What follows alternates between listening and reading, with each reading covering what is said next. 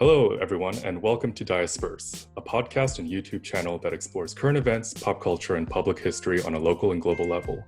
My name is Daesun Oka, and I'm a Cold War historian. I focus on post-World War II political memory and Zainichi Korean and Asian American racial justice issues. And I'm your co-host, Rebecca Pierce. I'm a documentary filmmaker and writer. I focus on human rights and racial justice issues affecting Black and Jewish communities in the US and also communities in Israel and Palestine. So in today's episode, we have a very special guest, Jackie Fielder. Jackie Fielder is a queer Native and Latino organizer running for California State Senate in District 11, which represents San Francisco and parts of San Mateo County. As an ethnic studies lecturer at San Francisco State and a democratic socialist, Fielder is challenging Democratic incumbent Scott Wiener in one of many races across the US where progressives are taking on the Democratic establishment. In addition to opposing Wiener's record of support from the real estate lobby, Fielder is proposing an ambitious new plan to combat California's explosive wildfires with guidance from local tribes, the original stewards of the land. Today, we'll be talking to Jackie about her approach to issues like housing and disaster response and how her background as an Indigenous organizer is informing her campaign. So Jackie, thanks again for coming and joining us today. Personally, actually, I got a master's from San Francisco State from the College of Ethnic Studies, so it's great to see another lecturer join us in our program. So it feels like, homecoming for me. So thank you very much. Thank you so much for having me. I'm excited. Of course.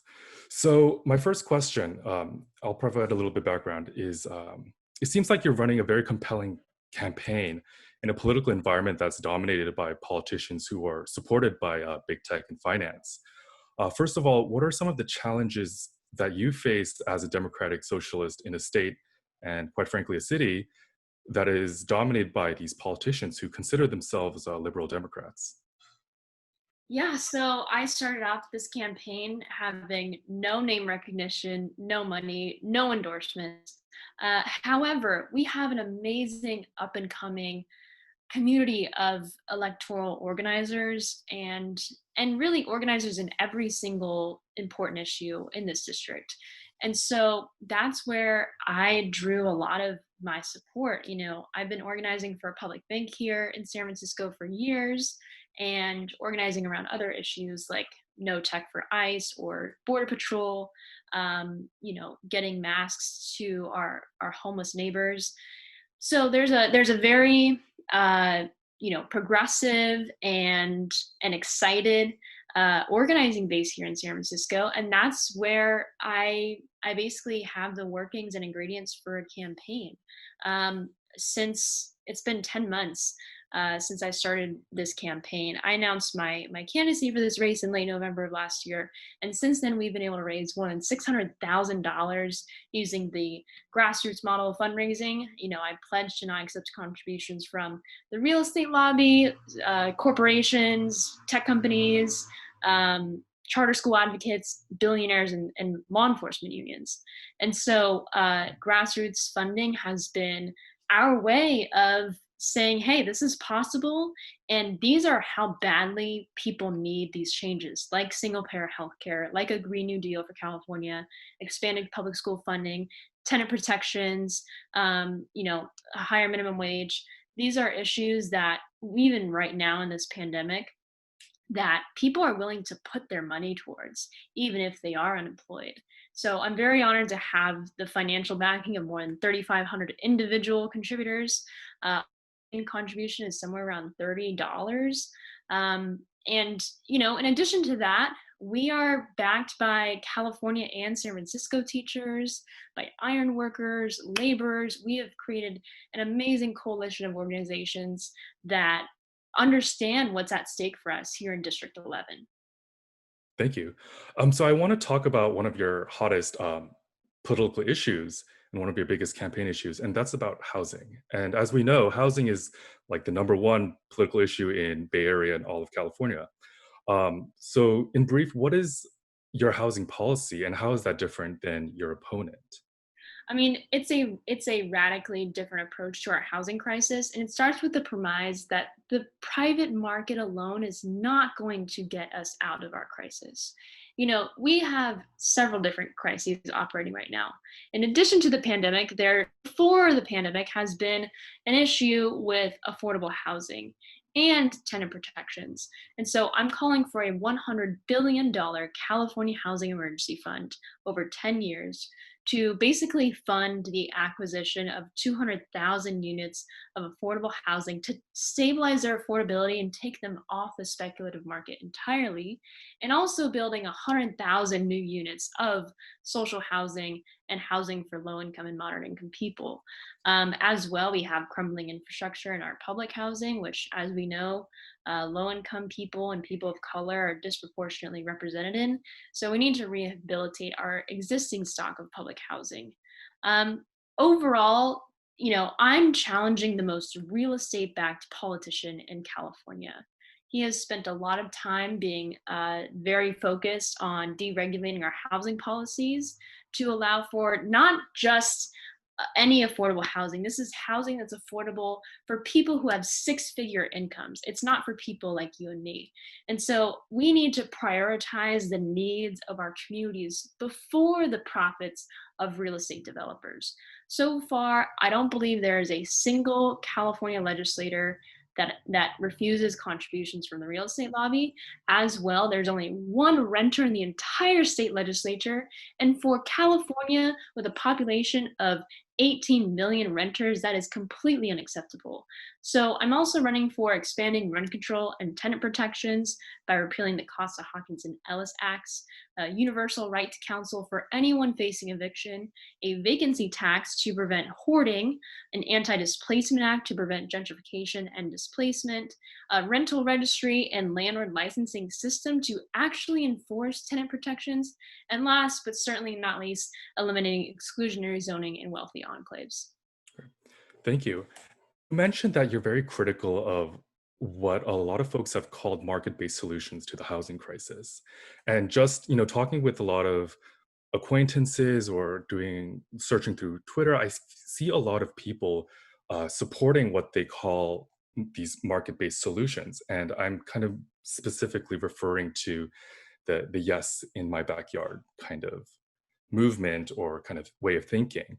And you've stated that these solutions and bills like Senate Bill 50, who kind of rely on these market-based solutions, are not the way to kind of solve our crisis.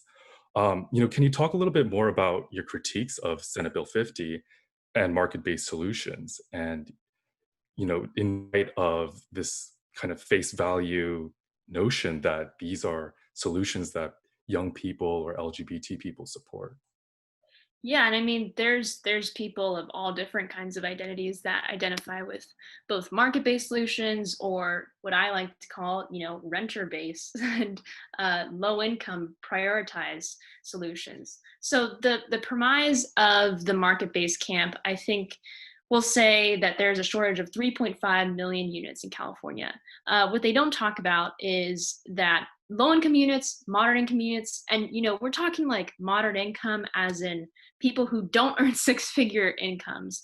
The housing for those people has been rapidly dwindling because, as we saw in the financial crisis of 2008, private equity groups just completely swooped up whatever affordable housing they could get their hands on.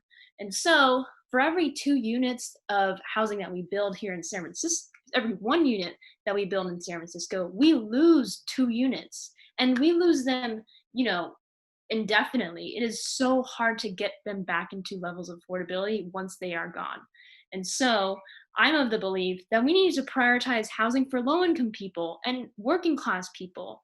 We have a glut of market and above moderate income housing, and the goalposts would move on that because the real estate developers, they want to maximize profits. They don't necessarily want to build low income housing. We need, there are 3 elements to building housing. There's time, permission, and money. I support fast tracking 100% affordable housing. That's not a problem. I support ending exclusionary zoning. That's not a problem. The thing is, where is the financing coming from? Because especially right now in this economic downturn, Wall Street does not want to give us the financing for any housing, let alone low below market rate housing. And so we need to provide public financing in the form of either public banks or hopefully a $100 billion California Housing Emergency Fund. Thank you. And You mentioned a lot of your involvement in the level of the grassroots and that you worked with a lot of tenants, face to face in supporting a lot of the measures that you're trying to fight for. Can you talk a little bit about the role of social movements and how they can shift power in and beyond the electoral system, starting from your own experience? Yeah, so as a renter myself, and I've, experienced housing insecurity, couch surfing, and even sleeping in my van, uh, it's not lost on me how desperate we are for housing. So at the same time, tenants are disproportionately Black and people of color. I think what gets lost is that people are so desperate to keep food on the table that it is nearly impossible to have them keep up with state policies that would actually affect their lives. For me, the biggest tenants' rights and most recent demand from the tenants' rights movement has been to cancel rent and cancel mortgages. However, here in California, where again, there's only one renter in the entire state legislature, and the real estate industry has poured millions upon millions of dollars into elections at the state and local levels, completely captured pretty much every single politician. It is damn near impossible to even introduce the notion of canceling rent. It was not introduced here in California, and we have a Democratic supermajority. If the Democrats actually were a party of working people, we would have introduced that day one of this economic shutdown. And so, for me, canceling rent and mortgages has been something that I've been running on. It is something that we can do because people don't. I wouldn't expect this to be so wide known, but the state of California, like so many other states, they have basically the power of the charter to make sure that banks can operate in their states. So they give licenses if banks meet certain requirements. Usually that has to do with FDIC insurance, capital requirements, and so on. But basically, long story short, we have the power to say if you want to do business in California as a bank, you need to cancel rent and mortgages for people who apply for help, who have lost their jobs. And we haven't done that. Great, thank you. So I think this segues into our next section, and I think this ties into California politics and the use of land. And I'll leave it to Rebecca to ask you a lot of questions about your proposal to establish a firefighting task force. So Rebecca, if you can ask your questions. So yeah, in this next segment, we're going to go into something that is really on the forefront of a lot of people's minds living in California right now. California is living through an unprecedented wildfire season following years of explosive growth fueled in part by climate change. But fire has always been part of California's native landscape, with wildfires started by lightning strikes and cultural burns by Indigenous people contributing positively to local ecosystems for thousands of years. In the years following California's colonization by Europeans and then the US, many of these practices were banned by settler governments. In the area of climate change and settler land management, yearly fires have exploded into catastrophic events that threaten lives, homes, and public health. This is almost impossible to separate from the political context of California, which, despite being a liberal blue state, has the largest incarcerated population in the US. Many inmates are working for dollars a day fighting our fires. And until recently, they were banned from holding these jobs after they were released. We also know that fires impact houseless people and vulnerable groups more than anyone else. Can you talk a little bit about the political context in which these climate change disasters are impacting our state and how this sort of connects with the other issues that you're organizing around? Yeah, so to be clear, climate change is much to blame for the flammability of California, but our problems go way back, even before the introduction of the internal combustion engine. But you said it, European colonization has caused the largest shifts in fire behaviors in California over the past 400 years. And Indigenous people who have been in what we now call California, who have been here for millennia, have cultivated strategies like controlled burns that are part and parcel of their culture, but also happen to reduce the buildup of flammable trees, grass, and brush. In that sense, fire suppression tactics, as well as violent repression of Indigenous cultures, has really put our state in harm's way. And so I'm proposing an Indigenous Wildfire Task Force, basically an unprecedented collaboration that aligns officials from tribes, from the state government, from CAL FIRE, federal government, to basically align their fire management practices and land stewardship to prevent the severity and scale of the wildfires across California that we're seeing now. Another outcome of this task force could be developing and implementing a plan for how tribes could expand their land management practices beyond the boundaries of tribal lands, or even a jobs program for tribal members and non-tribal members alike. It could also be necessary funding or policy changes to make all of that possible. I think the road from the pandemic and the wildfires, the road to recovery is going to be a long one, but we have to seize this opportunity to begin an unprecedented collaboration to maximize our best odds for collective survival. And as far as, the intersection of this issue, climate justice, and what I see as worker justice and criminal justice is, yeah, the incarcerated firefighters who are actually disproportionately contracting coronavirus. We actually cannot mobilize them to fires because they are sick with coronavirus.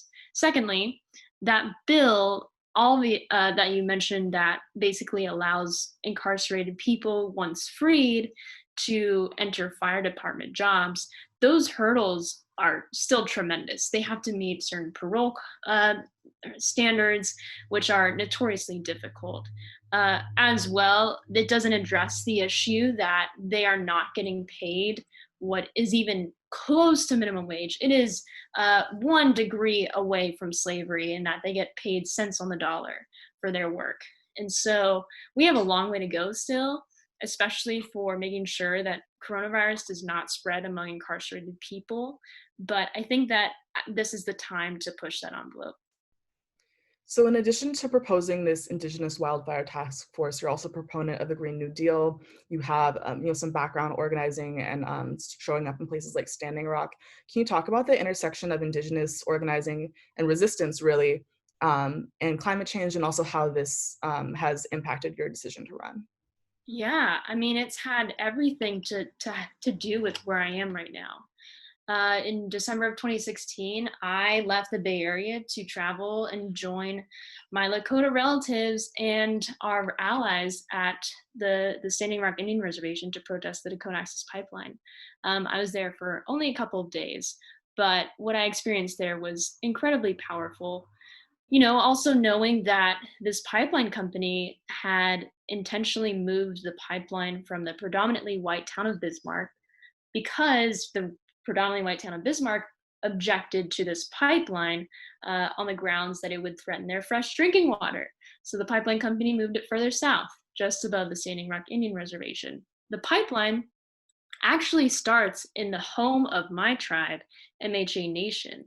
It's a nation in the northwest corner of North Dakota. It's where I'm enrolled, but I am also a descendant of the Cheyenne River Indian tribe, which is the home of my grandpa. And so both of my grandparents on my father's side relied on the Missouri River for fresh drinking water, and they were born and raised on reservations out there. So this was my probably second time out in the Dakotas, but it had a profound impact on me. And knowing that the pipeline company bulldozed sacred sites, set German shepherds on peaceful protesters, deployed water cannons and flashbang grenades on women, children, and the elderly, not to mention the fact that on my reservation, Indigenous women my age go missing and murdered because of the oil fields that draw man camps. And that is an epidemic in Indian country across this continent, really across the world. So, we say in kind of the No DAPL movement that Indigenous women are the future, Indigenous youth are the future. And what is done to women is also done to the earth. And that could not be more true in the United States of America. So, I basically wanted to understand what kind of economic system would unleash this kind of violence. And I immediately began researching the flow of money from banks all the way back to San Francisco, where our city's finances are invested in Wall Street banks that invest in pipelines, private prisons, when instead they couldn't be invested in a public bank that would invest here in things that we actually need, like renewable energy, public infrastructure, small businesses, affordable housing. So I co-founded the San Francisco Public Bank Coalition. We passed statewide legislation in 2019 to basically create a pathway for local governments to have their own public banks. Now we're working on a state bank. And that's what my campaign is about today. It's about fundamentally changing our economy to honor human rights, to work for everyday people, not just corporations and the wealthy. So we're in this moment where we're, coming up on the November election. The stakes are incredibly high. You have, President Trump, who a lot of people were trying to get out, right? But also a lot of young people are very disillusioned with the political establishment in this country, including the Democrats. And some people are like questioning, what is even the role of voting right now? Should we be on the streets instead? What do you have to say to young potential voters who are disillusioned with the system about how they can fight back? Yeah, and I know that feeling very intimately, especially after the Dakota Access Pipeline, and really very few political figures at that time were supporting. I think Bernie Sanders was the first one that I remember. But I mean, they're not mutually exclusive. I think you can vote and also protest and should. To be clear, it's about it's about what kind of terrain we want to organize on. I would much rather organize on a Biden presidency United States than the one that we have now. I just think of all of the sleepless nights that organizers have had the past 4 years just to pretty much like yell into the void. And for some instances it's actually been effective, but the truth is, even here in Democratic supermajority California, we are still transferring people who have served their sentences in prisons to ICE. And that's not Trump calling those shots. That is the governor. When it comes to affordable housing, tenants' rights and small homeowners are at risk here, and it's not because of Trump. It's actually because of the real estate lobby and the banks who want to make sure that they keep their profits, who want that fifth yacht, and don't want people to anyway. The truth is, we're facing grapes of wrath, levels of destitution, and a lot of that power resides in state governments and in local governments. Here in San Francisco, we had basically our board of supervisors work endlessly through the pandemic.